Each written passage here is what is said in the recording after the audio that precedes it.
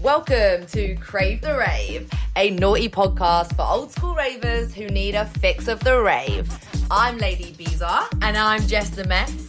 On each episode, we'll be reminiscing over hilarious, embarrassing, and downright mental stories from our raver days. Think trippy tales, fezzy fails, and stories from the sesh. We've seen, heard, and done it all. And we bet you have too. So join us for a trip down memory lane. Hello, welcome back. Episode 2 of Crave the Rave. How you doing, Jess? I'm good. I'm very, very excited that we're here again today. Woo! It's taken some effort. I know. We've had to ask my sister to look after my daughter so we can have some quiet time, and we're sitting in her bedroom right now. It's not easy to kick 2 toddlers out of the house, is it? No, it's hard work. So we're now squeezed in her bedroom, attempting to do our second episode. All right. Well, let's jump into it. What's been going on with you lately? Not too much really. I have got a cold, hence my raspy voice. It sounds like I've been out partying all night, but I haven't been. I actually used to lose my voice so bad back in the day that I couldn't speak. Like, I actually wouldn't have a word that came out of my mouth. So I'm quite used to having this voice. It just became permanent. But anyway, now I've got a cold, so it's not from partying. How about you? What have you been up to? Well, I haven't been out for any big ones, I will say that, but I did go to the pub the other night. Crazy. I know. And I discovered that you can indeed get pissed off non-alcoholic beer. Really? Well, tipsy, let's say. Yeah. Well, I was chatting this poor guy's ear off, and I don't know, I just suddenly was like, I think I'm pissed. And he was like, yeah, I can tell. How many pints of non-alcoholic beer had you had? I had 2 0% IPAs, but after about 3/4 of one, I felt pissed, like legit. What? So was it just placebo? Yeah, I think it might. Like, it must have been. Did he think you were drinking alcohol? No, he got me we were both sober. Oh, both sober. Both sober. Actually, tasted banging. It tasted like proper IPA. So I was like, all right, this is actually like, yeah, working. God, we have changed. We have changed. If that's what your night out is, a pub with non-alcoholic beer, we have changed. I know. Well, you know, I'm in this egg freezing process right now, so I'm just having a little bit of like a chill Fair enough. chill flex. But do you know what that did remind me of, though? You know, obviously, Catherine, who we used to live with. Do you remember when she bought a big crate of Heineken 0% beer but didn't realise it was alcohol free? I don't remember this. Yeah, we had a house party and she bought a big crate. There was like 24 of them, and everyone was drinking them. And I'm not joking, everyone was pissed. Like, I'm not joking. Like, we couldn't believe it. It literally got to, like, I don't know, maybe like near the end of the crate, and we were like, oh, I think it was me who realised. I was like, these are alcohol free. I looked around. And all the guys were holding them. fucking proper like. Yeah, oh my God. Pissed up on 0%. It works. I think they actually did an experiment once on like Big Brother years ago where they gave them non-alcoholic alcohol and they all acted really drunk. Yeah, I've seen it with my own eyes, and I experienced it. That's mad. Mm-hmm. What about you then? I know you said have you been hitting it hard recently? No, but I had Alex over for his birthday and we did a nice civilised Sunday lunch. But what started off as civilised ended up in him and Ashley, my husband, being a mess on the sofa. The babe was in bed, the kid was in bed, and I was sober, and I watched them as they downed 3-4 bottles of Prosecco. And by the end of the night, they were both so hammered. I had to put him in a taxi to get him home. Bear in mind, he is 36. That was his 36th birthday, and it was like he was 15 again. And I had to put him into a cab. I remember you said you were messaging me, being like, the boys are gone. The boys were gone. But what is really funny is I captured this moment for you, Lara, because I thought you'd enjoy it. Okay. And I got him to do a voice note saying, well, listen to this. Say, hello, welcome to Crave the Rave, the party podcast. Hello, welcome to Crave the Rave Party. The party podcast. Okay. Yeah, he sounds pretty fucked. I'm sure he's not going to appreciate me playing that, but I just found it too funny not to. I think he kept saying it as well, so it was really, really funny. For me, it's the hello. Because that's not how he sounds at all. He sounds like German or something. That's what's making me laugh. Party podcast. Party podcast. You can't actually get his mouth to create the words. You can like see hear the struggle. He was so wasted. Oh my God, do you know what this reminds me of? Oh my gosh, what is it called? There's a voice note where a guy is I think he's in Ibiza, and there's a voice note that his friends get from the manager of Ibiza. Have you heard it? It's the manager of Ibiza. Sorry, the manager of the whole of Ibiza. The manager of a nightclub in Ibiza, and he's got the guy, and he's in a K-hole. Have you heard it? I remember something like that. Oh my God, we need to play it. Let's play it. Okay, yeah, I want to hear it. Hello guys, I'm the manager of Pikes. I've got your friend here who's in a K-hole. I'm sound. You've manoeuvred me here as if I'm some sort of fucking spastic. Yeah, you are. So you let us know where you're staying, please, and where we can send him in a taxi. Oh my God, that is absolutely brilliant. That is so funny. Manoeuvred me. I have been the person that's been manoeuvred around a lot. It's true. I have been somebody that's been carried around a lot. Yeah, you've been a dead I have weight. been in a bad way quite a few times. I often have these moments where I wake up in the night and I'm really embarrassed still about it. Really? Yeah, I do. I still have moments where I think, oh my God, the mess I was in there and that. But I was thinking about this the other day. You don't get the bad thoughts at night about the embarrassing things, do you? No. See, a lot of people do, and I do. The 3 o'clock intrusive thoughts of how embarrassing you've been. A lot of mine have been when I've been in a very bad mess. And I heard something recently this is for all the people who are listening who get like me and who have anxiety in the middle of the night, thinking about how badly behaved they've been or how outrageous they were the night before or what a liability they have been. You just got to think, how many nights do you remember other people like that? Although thinking about it, you probably do actually remember me being like that. I remember, I remember, but I just don't remember anything. You know, my memory is shit. So like, I remember a lot of the time, like when you were dead weight, you would then just like come back to life at some point, and then you'd just be like, hey, just like nothing had happened. We'd all just hate you. We'd be like, we just carried you literally across 3 boroughs, or like 3 fields. And then for me to wake up and go, hi. And I remember the reactions of everyone used to be like, are you absolutely joking me? We've just carried you on a bus, a train, and every other mode of transport. But anyway, we had a good time. We had such a good time back then. We had such a good time. Even when I was in that state, I was having a good time. Yeah. Well, I think obviously that's why you got your name, isn't it? Jess the Mess. Yeah. One of the many reasons why I was called Jess the Mess. Because I actually wasn't that messy, but... You weren't messy most of the time. Very odd. Yeah, you were really, really bizarre. Yeah, that's why my name, I guess. Lady Bzar.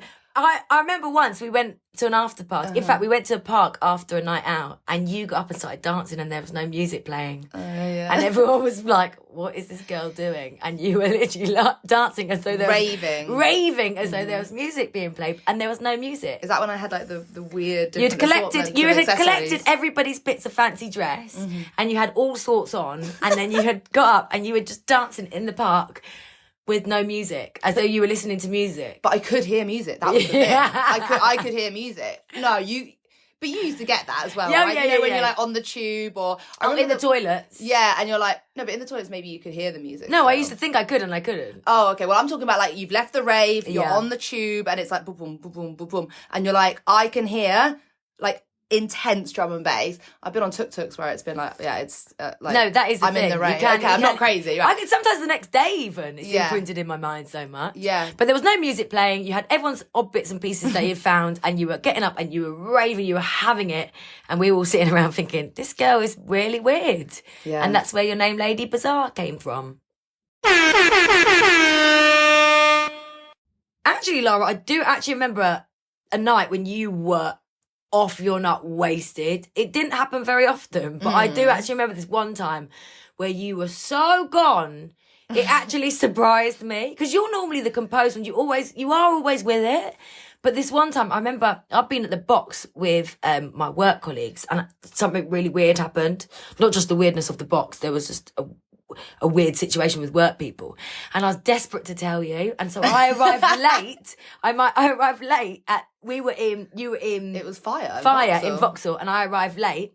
And I came and I said, I found you. I was excited to see you because I wanted to tell you the beef that had gone on with the work people because you knew them and I wanted to tell you. You were the one person I really wanted to tell. So I went up to you and I sat down next to you and I started spewing like the night and I was like, and then she said this and he said that and it's and you just looked up at me and went, oh, Boris Johnson on a zip wire. And I was like, what? And then you were like, oh, where's my glasses? Where's my glasses? And you started shuffling around. And I was like, you don't wear glasses. And I was like, what is happening here? I'd never seen you off your nut like this before, ever. And I was like, what? And then you just started coming out with all this random shit. You were like, if God created crop tops. No, it was if God does. I remember this because everyone told you afterwards. Everyone told me afterwards, yeah. I said, what the hell was I thinking? I said, if God does exist, he must have invented tie-dye and crop tops. What? Fucking weirdo. I remember what you were talking about. But you were gone behind the... Once I actually like zoned in on you to be like... what the fuck is going on here?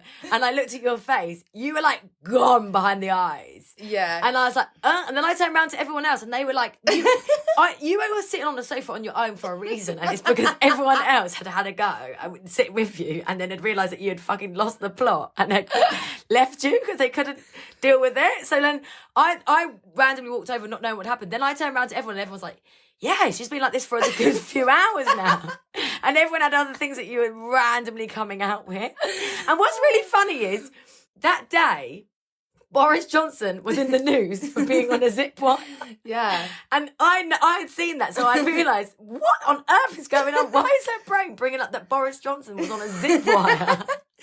I know. I know what you're talking about. What's so funny is they didn't actually let me in. You got there later, but I'd already spent 2 hours sitting outside or an hour or something with a mate because at the entrance of Fire they said she's not coming in. She needs to go get a Mackie D's or something. Yeah. You know it's bad when you can't get into Fire. Yeah. Like that's bad.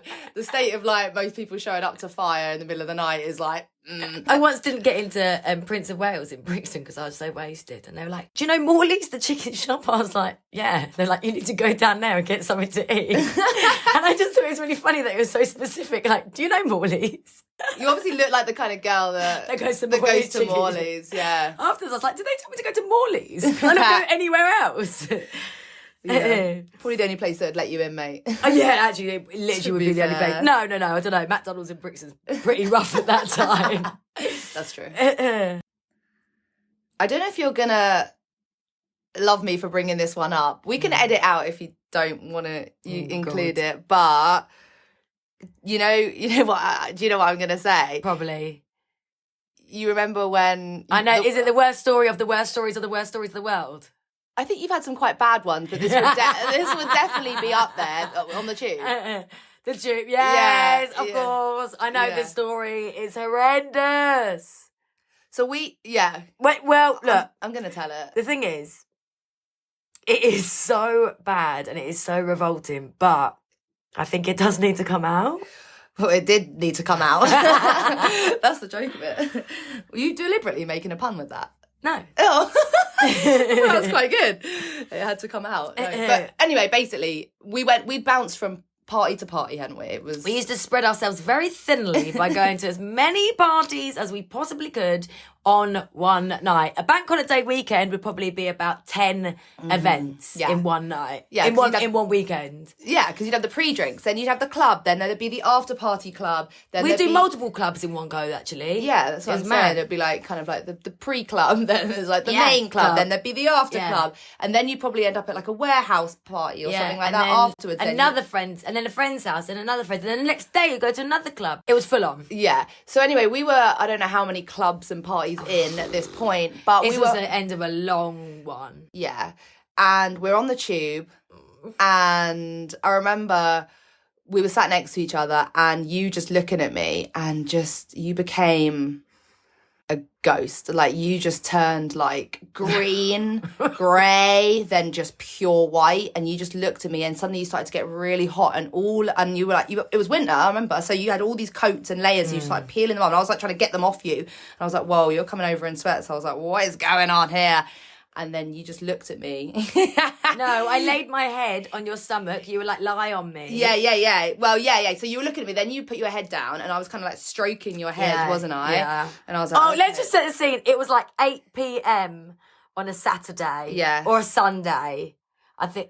Anyway. It was a Saturday night. Saturday night, It was a 8 Saturday p.m. night. Like normal people on the tube, families going out for dinner, and like normal people that aren't drunk. It's not like the night tube. It is 8 p.m. on a Saturday weekend in central London.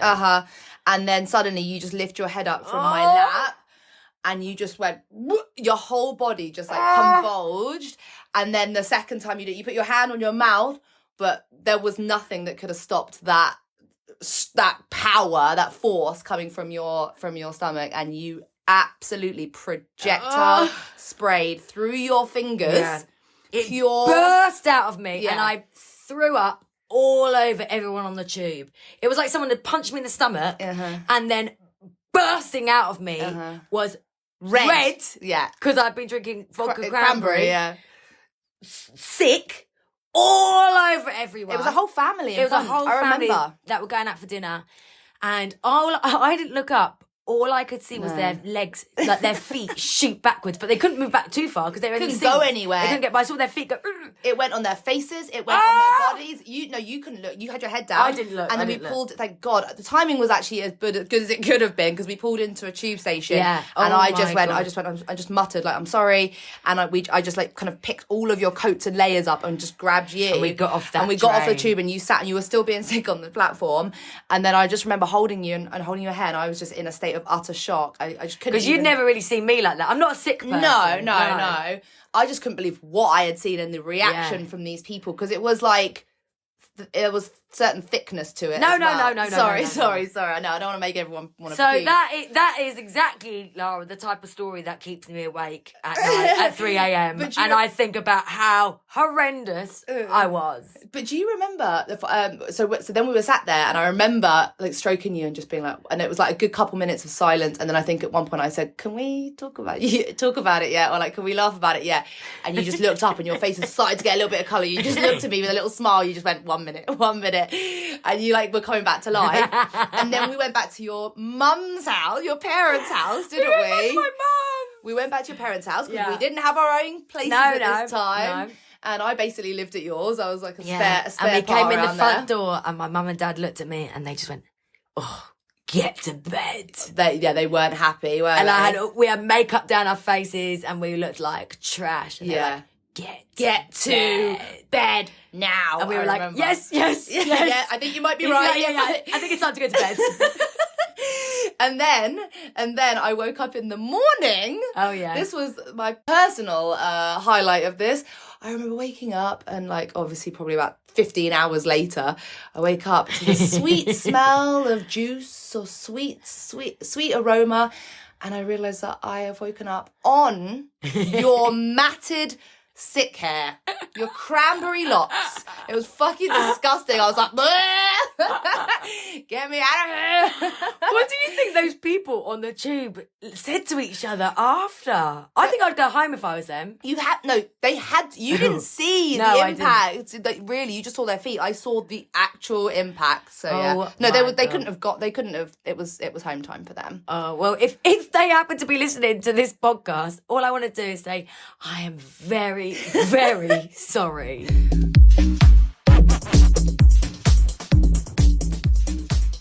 I just can't believe that you used to take so many photos of us of day like 3 of the sesh, and they were so bad, and we looked so fucked, and you used to put them onto social media. Yeah, I did used to put them up, didn't I? I'm so sorry. We had to have a word with you and say, please stop putting them up. I know. I'm just like very sentimental, and I like to keep these things. You're very good at taking photos when we need photos taken, I have to admit. Yeah, but I was also putting up awful photos of myself. Like, so I was looking back through some old ones the other day, because obviously my memory isn't good, so it helps me. That's another thing. It helps me to remember things. And there's ones of me and you rolling around on the floor. I've got like a tambourine around my neck. Our mate's holding like a fake leg, like just like there's one of you like with spaghetti in your hair and like eating it upside down. I was like, what the They fuck? are funny because they do capture the moment, but it's just when they go on social media, like what? And also, we used to like be so blazing about like posting pictures of us in a mess, basically, and we used to name the albums after like a quote of the night or something that was really obvious of what was happening. Yeah, I had one I saw the other day. I have one that was called "Getting On Down After Fabric." It's like. Baitehead, what the fuck? I had one that was called Too Much Seahorse Whiz. Oh my god. Yeah. Absolutely zero discretion going on there. Well, you know now Fabric has banned videos and photos on the dance floor. Really? Well, I think they have. No phone policy? Yeah, I think so. I know when I went to Burgoyne, they definitely had it. They took your phone off you. I know that, yeah. And they put a sticker over your phone, over the camera. And I'm pretty sure Fabric now say no phones or videos on the dance floor, which I think is brilliant. Mm-hmm. I think you should just enjoy your night. Yeah, it's true. I like to capture a little bit. You know what I'm like? I like to get my phone out, I'm quite good at sensing the build. So I'm like, right, this is going to be a good drop. I quickly fucking fumble around, get my phone out, get one good video. And then I'm like, right, now I've captured it. And then, or one or two. Yeah. Do you actually watch the videos back afterwards? I don't watch it back at the time, but then I put it on my Insta and then I can look back on it, which I never do. But I have since looked back on videos from like me in Mexico like 3 years ago and been like, oh my God, that was such a good party. I would have never remembered that. So I do like that. But I get what you're saying. Like, oh my God, it is so jarring when everyone's got their phones out. Like when we first started raving, there wasn't any phones that you could record on or anything like that. And it had like, such a nice freedom about it. Actually, talking about that, I'm just thinking about a story that I heard a while ago about Fabric, which is why I think Fabric's the best club in the world, just going to say that now. They recently banned somebody because they filmed somebody dancing who was like dancing. I don't know if they were like messy or if they were dancing really funny or what, but they were dancing. Somebody filmed them and then posted on social media laughing at them. No, I don't like that. No, I don't like that at all. And I'm pretty sure that is why they put in the ban of no phones on the dance floor. I'm glad they did that if that is what it was. That's really good PR as well. Just thinking like, oh, that's quite a good little move to do. It is good. I think it's really good. Yeah, I don't like things like that. I can't stand that. God, if they actually had, like, my first ever club that I ever went to with Fabric. Yeah, me too. You too? Yeah, well, like the club, but like obviously I've been not to, like, the other shit club, but the R&B first clubs. proper nightclub that I walked into and thought, like, this is a bit of me. Yeah. Was Fabric. Yeah, drum and bass.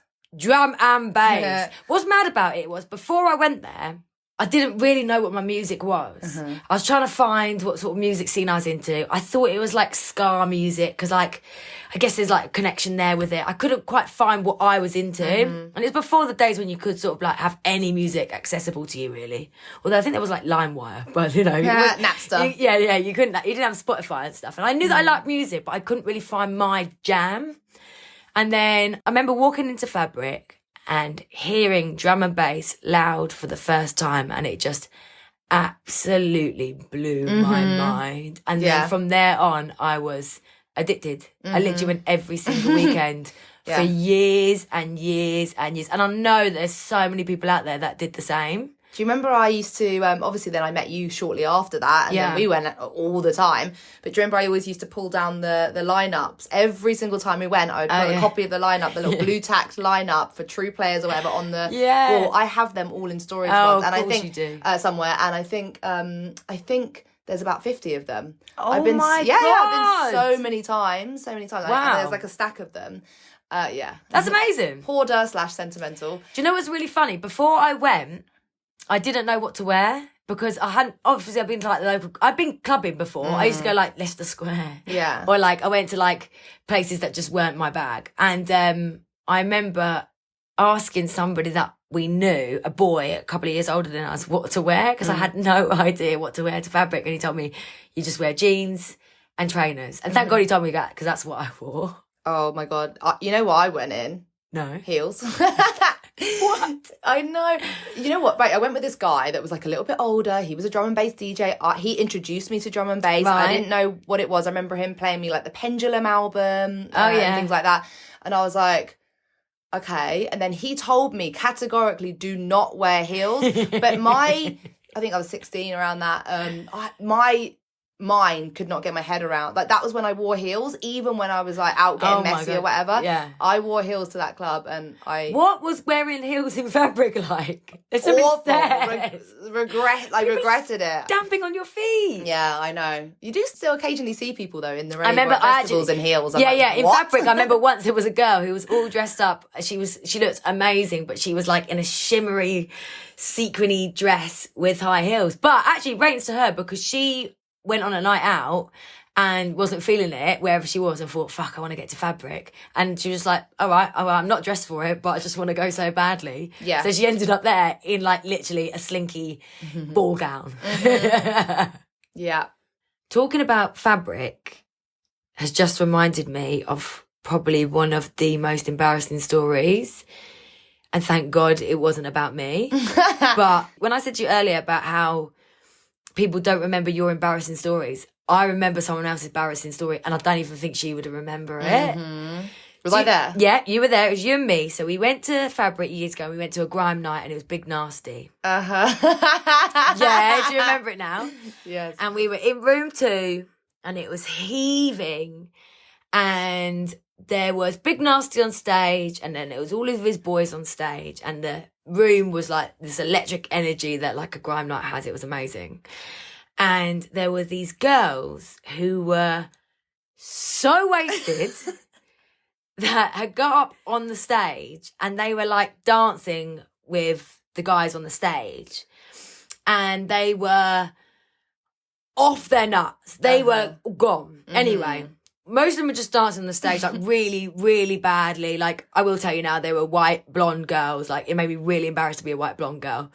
And one of them, probably the most wasted of them all, decided that now was a good time to have a chat or intensely talk to Big Narstie while he's doing his thing on stage. And he was trying to do his thing. He was trying to rap and he was facing the audience. And, I just cringed so much thinking about this poor girl. But she was like trying to have a chat with him to his face whilst he was... Yeah, and everyone's looking. Everyone's they're performing. looking. Like, They're we are performing. facing him. Like, he is Yeah. the show. Yeah, he is the show. We're all there seeing him. And then he was quite good. He was like trying to move her aside.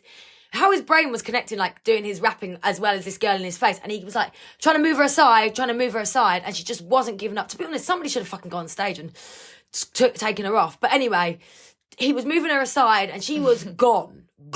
What the fuck she was trying to say to him, I don't know. It was so bad. And then it got so bad that she stood in front of him and the microphone. So she's facing the back of the stage. He's obviously trying to face the audience. So we see her back of her head and then he just pushed her into the crowd. And luckily the crowd was really dense and most of them were male and they caught her. And I'm watching, like, I'm probably like one of the only blonde white women in the crowd at this point. So I'm thinking, please don't let people think that I'm related to her or that I know her or anything because I've got nothing to do with that girl. She's nothing to do with me. But I was just very aware that I looked like her. And then she was down. Like everyone, I think everyone was a bit like, everyone like cheered when she got pushed off. It was funny. But I think everyone had a moment of being like, okay, phew, she's gone. And then she climbed back up onto the stage and started doing it again. And I'm pretty sure, I can't really remember, I think at that point someone did come and take her away and their friends were gone in the background and danced with these guys and it was just probably one of the most embarrassing things I've ever seen in my whole life. And do you know what? Big Narstie, you did a good job because even though you pushed her into the crowd, there was nothing else that you could have possibly done at that moment in time. And then, do you remember, oh my gosh, so whilst we were in the crowd watching this unfold, there was a guy behind us who you and me were checking out, and we were like, "Oh, he's hot." No, and we were like eyeing him up. And we were like, "Oh god, that guy over there is really hot." And he was like standing on his own. He's like really cool, and he was like bopping along to the music. I don't think it's bopping if it was cool, but he was like whatever. We both were checking him out, and we were like, "That guy over there is hot." But anyway, we didn't do anything more than that. And later on, when we left Fabric, we were... Do you remember this? No, but I just... So later on, when we left Fabric, we went out. This is so weird. We left Fabric and we were waiting outside, and I don't know what we were doing. Probably not, you and me were probably trying to find someone that we can carry on party with. I'm pretty sure that's what we were doing. Trying to find an afters. And we were waiting outside, and there was a group of boys, and he was one of the boys. And we were like, oh, there's that guy again. Anyway, then we turned around, whatever. And then we looked round. I looked round first, and I spotted him having a wank. No! Having a wank against a wall. Having a wank against a wall afterwards, and I was like, "Oh my god, there's that big guy." But he's he's having a wank. Do you remember now? Oh my god, it's ringing like such a distant We were both bell. like, ugh. As if we thought he was fit. I mean, yeah. Oh my god, what on earth was happening there? I don't know. I think we quickly left shortly after that. We didn't want to hang around much longer. Oh, we didn't go home with him then. No. Well, this has been really fun. This episode of sharing all our embarrassing stories has really made me laugh. I hope everyone else has enjoyed it as well. Sorry, Alex. I know that voice note didn't paint you in a very good light, but it just had to come out. Yeah, if anyone else has actually got... I'm curious if anyone else has funny like voice notes or recordings from this. That's a good idea. Yeah, if anyone else has any...